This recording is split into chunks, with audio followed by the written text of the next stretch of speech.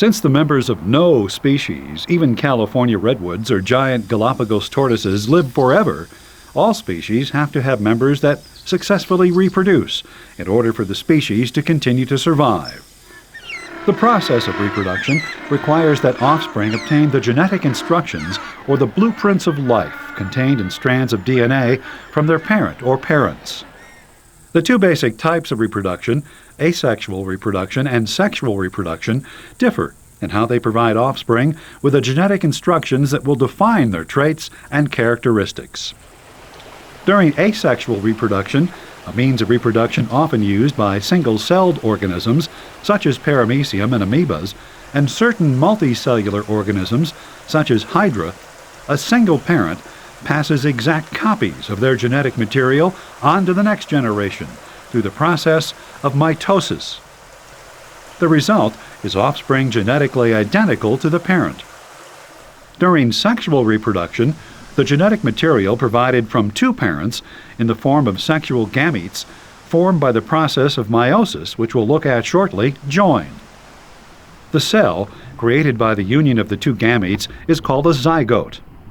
The newly formed zygote has a genetic makeup that varies somewhat from that of either parent.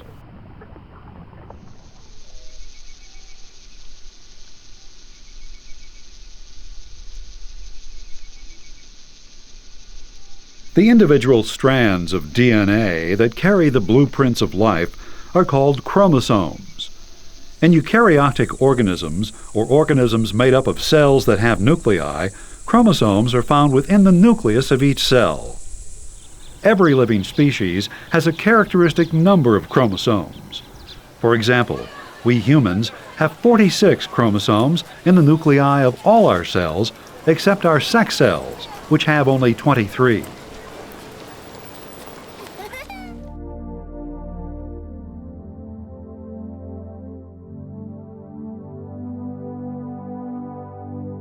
Chromosomes are made up of sections of DNA called genes. Each chromosome may have hundreds or thousands of genes.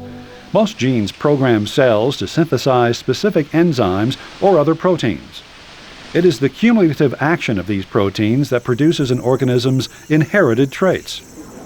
If we were to look at the chromosomes in the nucleus of a eukaryotic organism, we would notice that they could be distinguished from one another by their length, banding pattern, and the location of their centromere.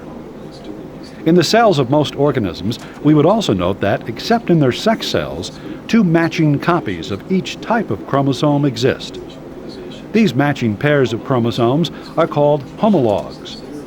One chromosome in each pair of homologs is inherited from the individual's male parent, and the other from their female parent during sexual reproduction. The two chromosomes in each homolog carry genes for the same inherited characteristics, and the gene or genes for each trait, such as eye color, are situated at identical locations on each chromosome in a homologous pair.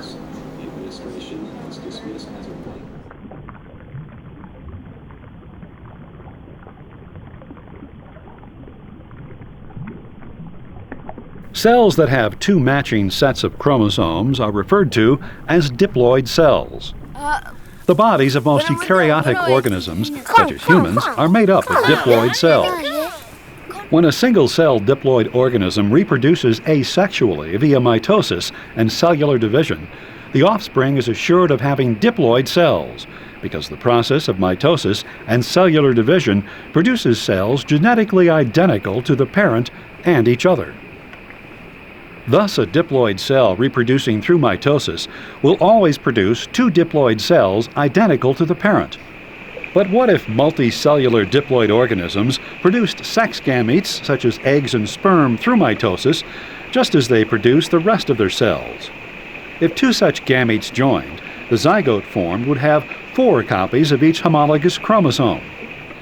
The next generation of zygotes would have 8 copies, the next 16, and so on, each succeeding generation having double the number of chromosomes of the preceding one, until finally the number of chromosomes in the cells of each organism would become virtually infinite.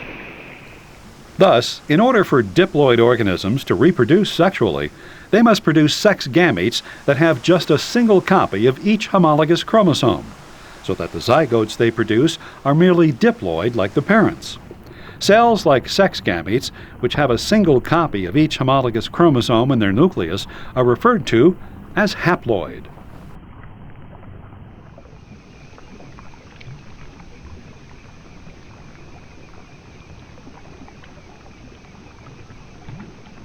The special form of cellular division by which organisms create haploid sex gametes is called meiosis.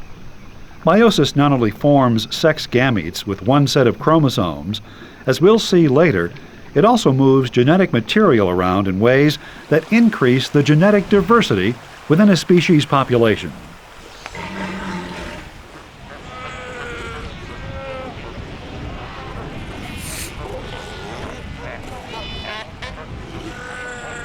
The competitive advantages arising from genetic diversity are probably the driving force behind the evolution of sexual reproduction in living organisms. While asexual reproduction, which often occurs in aspens and a variety of other species, such as Hydra, has a number of advantages over sexual reproduction, not the least of which are that individuals don't have to spend energy producing sex gametes or competing with sexual rivals, asexual reproduction has the major disadvantage that it doesn't create genetic diversity within the species as a whole. Lack of genetic diversity may not be that negative. In fact, it may be an advantage if the parent organism is well adapted to the environment. But what if the environment changes? For example, the climate becomes drier or a new predator enters the environment. If all the parents and offspring are genetically identical, the entire species may be destroyed as a result of one or two changes in the environment. However, if the members of a species vary somewhat genetically, and thus in some of their physical characteristics, it is much easier to imagine that at least some of the members of the species will have characteristics that will enable them to escape succumbing to a change in environment, such as less rain or the arrival of a new predator. This probably explains why even aspens occasionally reproduce sexually. Meiosis and sexual reproduction are means by which species create genetic diversity within their population.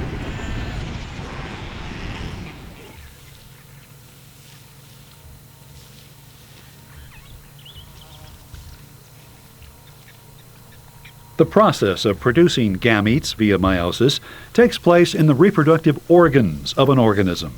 In humans and other mammals, male gametes or sperm cells are produced in the testes of males, while female gametes or eggs are produced in the ovaries of females.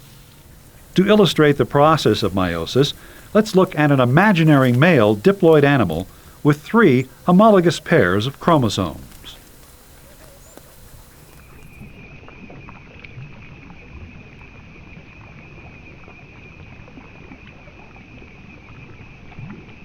The process of meiosis begins in the testes of our imaginary organism, with diploid cells that are genetically identical to those in the rest of the body. Of the 2 chromosomes forming each of the 3 homologous pairs in the nucleus of these diploid cells, one came from the organism's male or paternal parent, and the other from their female or maternal parent. Before meiosis begins, both the paternal and maternal chromosomes that make up each homologous pair duplicate themselves. These copies remain attached to each other at their centromeres. Each copy of the original chromosome is called a chromatid. Even though each chromatid will eventually function as an individual chromosome, as long as the 2 chromatids are attached to one another, we will refer to them as a single chromosome. It's not until they separate later that we will refer to each as an independent chromosome.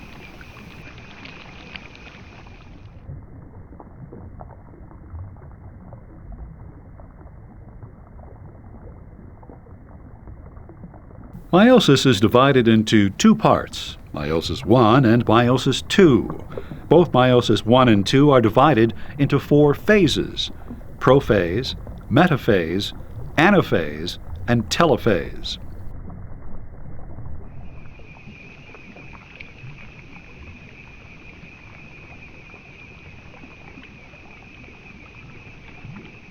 During the first phase of meiosis I, prophase I, chromosomes begin to condense, and the maternal and paternal chromosomes that form each homologous pair line up next to one another in a process called synapsis.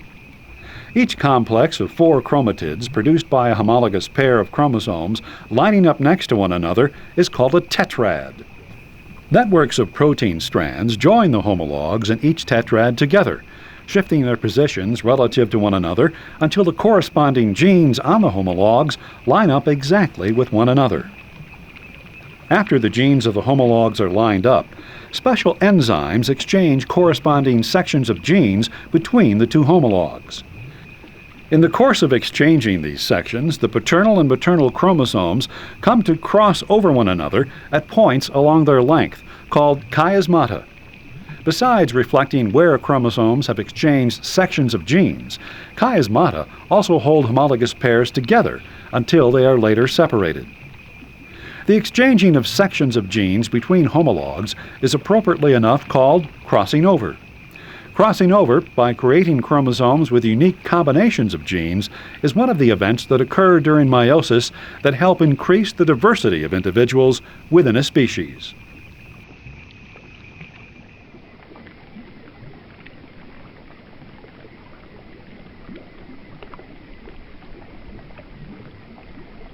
While homologs are lining up and crossing over in the nucleus, outside in the cell cytoplasm, other processes critical to meiosis are also taking place.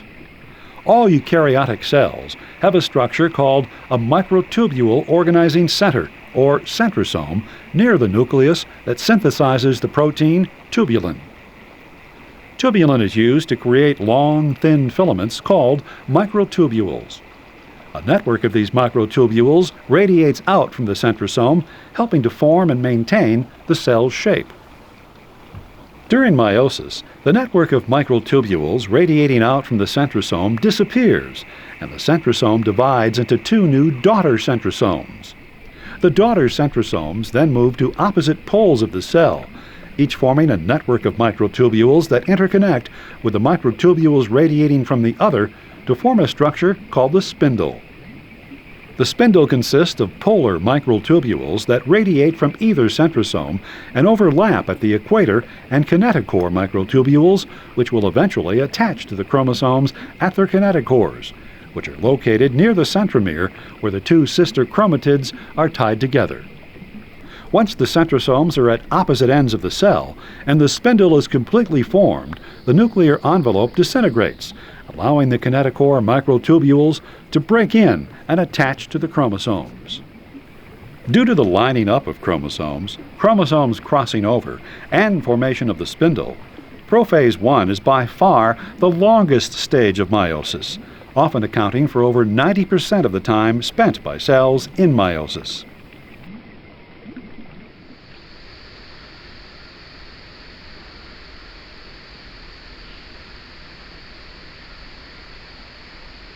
The next phase of meiosis 1 is metaphase 1, during which the kinetochore microtubules move the homologous pairs of chromosomes to the equator of the cell, or what biologists refer to as the metaphase plate, where the 2 chromosomes in each tetrad lie directly across from one another. The chromosomes in each homologous pair are now positioned to be drawn to opposite poles. Which chromosome in a homologous pair is positioned to be drawn to a given pole of the spindle is completely random and totally independent of the positioning of any other homologous pair.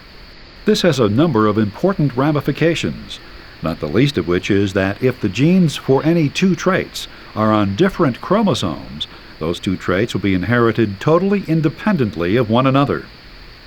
This results in what geneticists refer to as an independent assortment of genes.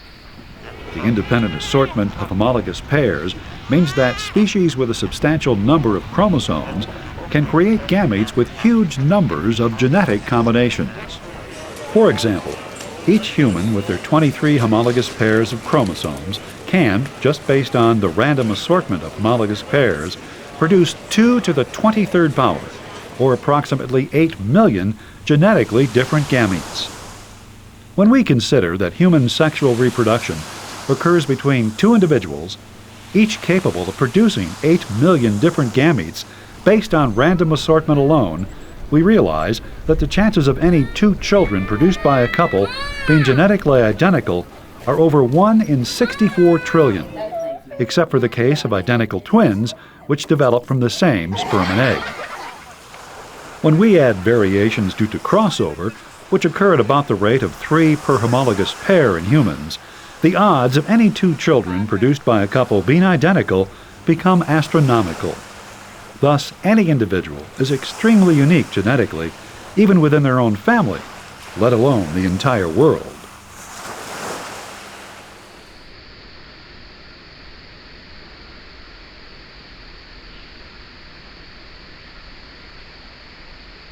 During anaphase 1, the randomly assorted chromosomes are separated and segregated to different ends of the cell as the chiasmata holding the homologous pairs of chromosomes together let go, and the homologs start their journey down the kinetochore microtubules to opposite poles of the spindle, where they eventually form 2 randomly assorted clusters of chromosomes at each end of the cell.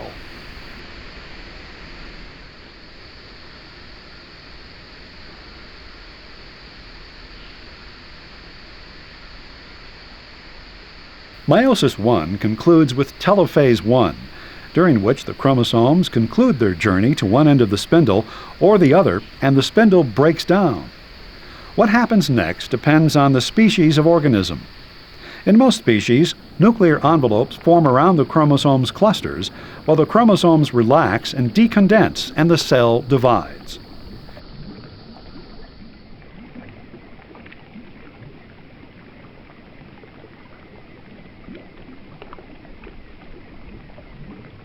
As prophase 2 begins, a new spindle starts to form in each of the 2 new daughter cells, the chromosomes recondense, and the nuclear envelope dissolves.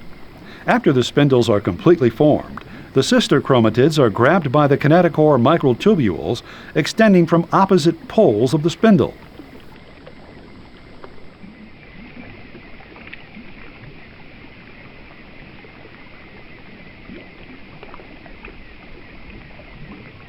Metaphase 2 is marked by the chromosomes in each daughter cell being lined up at the cell's equator or metaphase plate. Note that unlike metaphase 1, where homologous pairs of chromosomes line up along the metaphase plate, in metaphase 2 it is individual chromosomes made up of 2 sister chromatids that line up at the metaphase plate.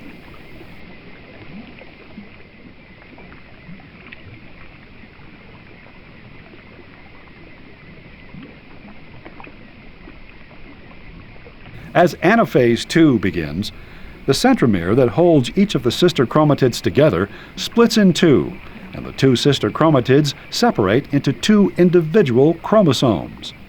Each of these new chromosomes works its way down its respective kinetochore microtubule to the pole of the spindle closest to it.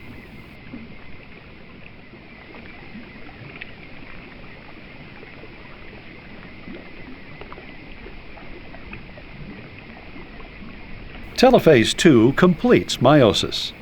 The spindle in each daughter cell disassembles, and each divides to form 2 more daughter cells. In each of these 4 daughter cells, the chromosomes go back into their extended state, while a nuclear envelope forms around each cluster of chromosomes, producing a new nucleus for each cell.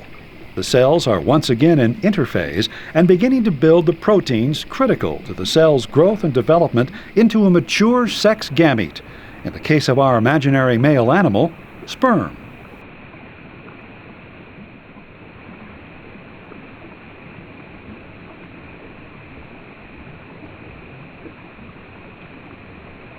The result of meiosis is 4 haploid cells that have only 1 set of chromosomes, unlike their diploid parent cell that was formed by mitosis and therefore had 2 sets of chromosomes.